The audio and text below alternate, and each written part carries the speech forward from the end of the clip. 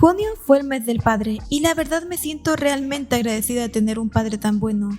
No es el padre perfecto, pero ha sido un buen padre e hizo de todo por criarme a mí y a mis hermanos en un camino decente y honesto. Sé que soy afortunada porque hay muchos otros que no tuvieron mi misma suerte y tienen padres desamorados, tóxicos o ausentes. Y en peores casos, padres violentos y crueles. Haciendo reflexión sé que tengo buenos padres. Pero también recordando, se me vino un recuerdo a la mente de los peores padres que tuve la desgracia de conocer. Ya mucho he hablado aquí de las maras, pero hay algo que olvidé recalcar sobre ellos. Y es que son los peores padres del universo. He visto ratas comiéndose a sus crías teniendo más afecto por sus hijos que estos. Y por ahora tomaremos esto con un poco de humor negro para no siempre estar con este sentimiento de miedo e impotencia. Además, quiero quejarme.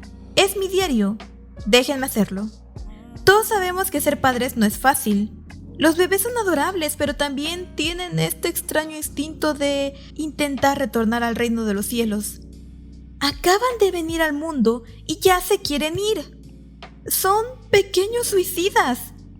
Se caen por aquí, por allá, se acercan al perro peligroso del vecino, quieren meterse todo a la boca y tienen una manía con los tenedores y los tomacorrientes. Vamos, hay un juego sobre eso. Ahora, si ya es terrible esta situación, imagínense eso en la casa de un marero. Un lugar lleno de armas, drogas, sustancias peligrosas. Me sorprende que muchos de esos niños llegaran siquiera a pasar los 5 años. Aunque algunos mareros eran más conscientes de ello, o solo eran aún más irresponsables, y aplicaban la táctica de la mamá a la fuerza, que consistía en básicamente pasarle el problema a otro. Cuando una marera o hija de un marero quedaba embarazada y no podía o no quería hacerse cargo del hijo, los mareros seleccionaban a una madre sustituta. Curiosamente, sí eran muy meticulosos en este asunto. Pero no para ponerse un maldito condón. Ellos elegían a una mujer cariñosa, amable, usualmente joven y con experiencia con los niños. Sus favoritos eran hermanas mayores, madres solteras y maestras de kinder. Dejaban al niño con ella y la obligaban a ser la madre sustituta del infortunado bebé. Por cierto, ellos no pagaban pensión alimenticia. Con estas cosas dichas entenderán que los mareros no solo no eran buenas personas, sino que además eran padres terribles. Así que no es de extrañar que los peores padres que conocí en mi vida eran una pareja de mareros. En el barrio donde vivía había una niña con la que no muchos se animaban a jugar, no solo por su comportamiento altanero y malcriado, sino porque su madre era un grano en ya saben dónde. Esta mujer era doña Florinda mezclada con Rasputia. Insoportable. Y cuando se trataba de su hija, era más insoportable. Y el padre, bueno, era de los que mientras no interfieran con sus cosas, les importa muy poco lo que hagan sus hijos. Sí, toda una familia quería temblar a las Karens. Y tuvimos la mala fortuna que estos padres insoportables se unieron a las maras. Como estaban más ocupados con sus actos ilícitos, empezaron a dejar a la niña sola. Pero como vieron que la niña necesitaba comer y esas cosas, decidieron que lo mejor era conseguir una niñera. ¿Y a quién creen que seleccionaron? Sí, a la única chica del conjunto que ya había pasado los 13 años que sabía cuidar niños. Es decir, yo. Por suerte no fui madre a la fuerza, pero ser niñera a la fuerza, créanme, fue una de las experiencias más desagradables de la vida. Un día la madre simplemente metió a su hija a mi casa con toda clase de pretextos. ¡Ay, Bequita! La niña necesita clases de matemáticas, ayúdale, por favor. ¡Ay, Bequita! Tengo que salir al mercado, cuídame a la niña un momento. ¡Ay, Bequita! Hoy estoy cansada, mira a la niña un momento, por favor. Y un día dejaron de decir excusas y simplemente dejaban a la niña en la puerta de casa avisándome a qué hora regresarían. Al principio eran solo un par de horas, y luego era todo el día. La niña dentro de mi casa era un completo demonio de Tasmania. Cuando ayudaba a mis hermanos con sus tareas, también la ayudaba a ella, pero se ponía caprichosa e interrumpía a todos. De esta manera, la hora de estudios de los menores se alargaba demasiado y yo tenía que desvelarme para terminar mis propias tareas. Las peleas por el televisor eran un desastre. Además, robaba cosas de la casa, al punto de que empecé a esconderlas. Una vez dejó caer un montón de tachuelas y mi hermano se lastimó. E incluso robó mi diario privado. Y se molestó porque me había quejado de su actitud en él. Solo imagínenlo. En lugar de reclamarle por haber leído y robado algo tan personal, tuve que pedirle perdón por escribir esas cosas, porque si no se lo diría a su madre, y no tenía ánimos de ser descuartizada. ¿Y saben algo? Podía perdonar todas sus malcriadezas, pero hay una cosa que jamás perdonaré a esta pareja de estúpidos padres. En una tarde estaba haciendo la comida, cuando alguien tocó a la puerta de casa frenéticamente. Abrí y era la hija de los mareros. Me extrañó porque no veía a nadie con ella. Usualmente la dejaba su madre, pero hoy no estaba. Además, se veía bastante cansada y asustada. Me pidió que por favor la dejara quedarse en mi casa.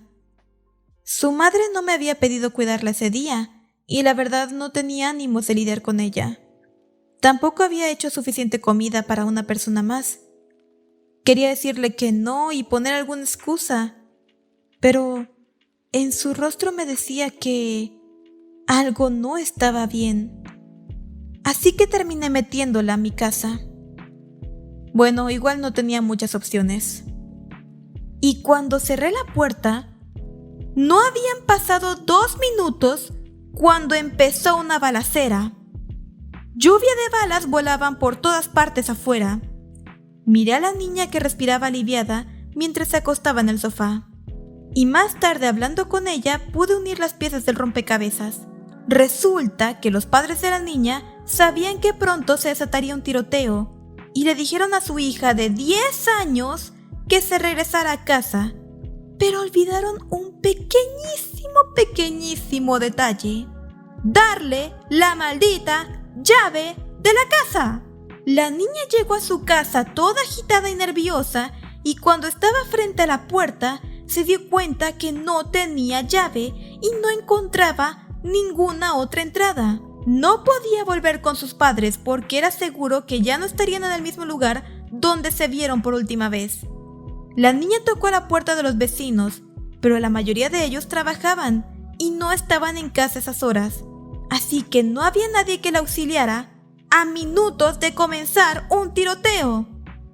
Ella sabía el peligro en el que estaba, que la lluvia de balas de guerra se empezaría pronto, y si no entraba a una casa o encontraba un refugio, corría riesgo de muerte. Desesperada, a esta niña se le ocurrió algo muy inteligente. Corrió al único lugar donde podría refugiarse en esta situación: mi casa. Ahora entiendo por qué tocaba la puerta de manera tan violenta. Por suerte para ella, mis hermanos y yo estábamos en casa. Logró entrar a tiempo antes de quedar atrapada en fuego cruzado. Esto pasó hace años, pero piensen por un segundo lo escalofriante de este caso. ¿Qué hubiera pasado si mi familia y yo hubiéramos salido? Si no hubiera nadie en casa en ese momento, o si yo me hubiera negado a recibirla, o si ella no hubiera tenido la idea de ir a mi casa, o si el tiroteo hubiera empezado antes de que la niña hubiera logrado llegar a tocar a mi puerta. ¿Se dan cuenta del milagro que resultó toda esta situación? Y lo mal que hubiera terminado en cuestión de segundos, todo por el nivel de estupidez y desobligación de estos terribles padres. Esa noche la marera llegó a traer a su hija horas después del tiroteo. Ni siquiera se apresuró a ver a su niña cuando este terminó. Es más, ni siquiera se sorprendió de que la niña no estuviera en casa. Y cuando la vio salir de la mía, no llegó a ella llorando o agradeciendo estuviera a salvo. Solo se acercó a recogerla como cualquier otro día. Lo peor de todo es que ella estaba como si nada, como si fuera un día completamente normal. Y cuando le expliqué lo que había pasado, su reacción al día de hoy me sorprende. No recuerdo qué dijo, pero trató toda la situación como una broma, un simple desliz que le puede pasar a cualquiera. Fue como "Ups, sí, olvidé darle las llaves, jaja, qué tonta". Nada de abrazar a su hija alegrándose que estuviera sana y salva. Nada de agradecer a mi familia por haberla protegido. No, nada.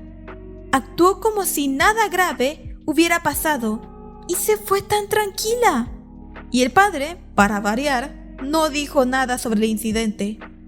Solo dijo que tenía hambre y ya era hora de cenar.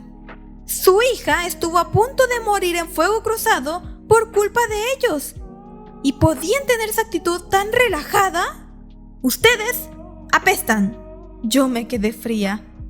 En el momento no supe cómo reaccionar, pero ahora lo recuerdo y espero que estos padres sean arrollados por un camión. El Cecote es un premio para este tipo de padres. Así que si tu padre se fue por cigarros, está bien sentirse triste por ello, pero ¡hey! Pudo ser peor. Al menos no te dejó solo en un tiroteo a la buena de Dios.